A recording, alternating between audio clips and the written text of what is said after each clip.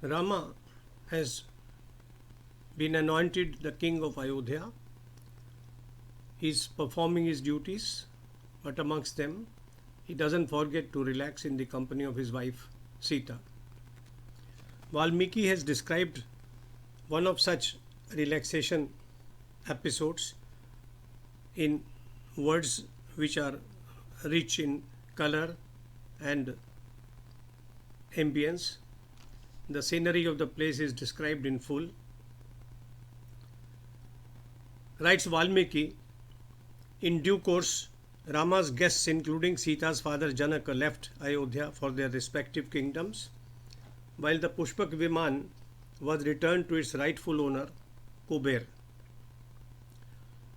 The king's palace had a pleasure garden named Asoka Vanika, where a variety of trees bearing fruit and flowers had been planted. Among them, one noticed trees like sandalwood, mango, coconuts, deodar, champa, ashok, punnag, parijat, kadamba, arjuna, mandar, and others. Priyangu, bakul, jamun, and pomegranate trees added to the beauty of the Vanika. If you notice, these fruit are of color, pomegranates and mangoes. Sandalwood gives fragrance, and there are other trees which glow with lovely flowers like champa, parijat, ashoka, mandar, etc. The descriptions are very realistic. These are the trees which grow in that area where Ayodhya was and is situated. Some of the trees flowered all the year around. Expert gardeners looked after the garden and its trees. Droning brahmaras hovered over pretty leaves and flowers. The trees were inhabited by birds like koel, papiha, and parrots, while the water bodies were adorned with flamingos and saras cranes. Some of the flowers were golden yellow while others shone red like a flame. The water bodies had crystal steps and glass flooring. Many colored lotus bloomed in them, and chakravak leisurely floated. The surrounding lawns were laid with green velvety grass.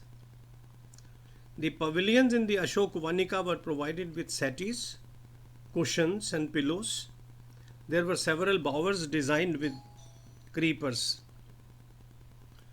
It was to this place of joy that Ram and his consort Sita came to relax and spend time together, writes Valmiki. They often sat on a seat covered by a luxurious carpet with flower motifs. Like Indra offering Sudha to Shachi, Rama would ask Sita to drink madhu from a cup held in his hands. How lovely, how affectionate, how warm. Soon thereafter, the attendants served them fruit and meals fit for a king. The Apsaras, Nag Kanyas, and Kinnar women, dexterous in the art of song and dance, entertained them. Rama rewarded the artists with fine clothing and jewelry. Living the life of duty and pleasure, writes Valmiki, Rama spent the autumn and winter in happiness. In the early hours of the day, Sita worshipped in the palace temple. She looked after her mothers-in-law in the forenoon. Later, dressed in finery, she joined her husband and served him like Sachi, looking after the thousand-eyed Indra in Swargalok. Rama was overjoyed when he noticed that Sita was pregnant. Addressing his wife, pretty as any Devakanya, he said, Vaidehi, soon you will give birth to a son.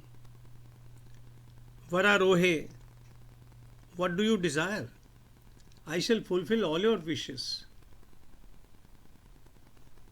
Sita smiled and replied, I want to visit the holy Tapovanas situated on the banks of the Ganga. I want to spend some time in the company of the Tejasvi rishis who stay there, subsisting on fruit and roots. Rama assured Sita that her desire would be fulfilled the very next day. Thus ends this episode. The next day was going to be awful. That is the story of Sita being sent without her knowledge to be away from Ayodhya. It was her Banvas a second time. That makes a very sad reading. Thank you for listening to this video. Jai Shri Ram. Jai Shri Ram. Jai Shri Ram.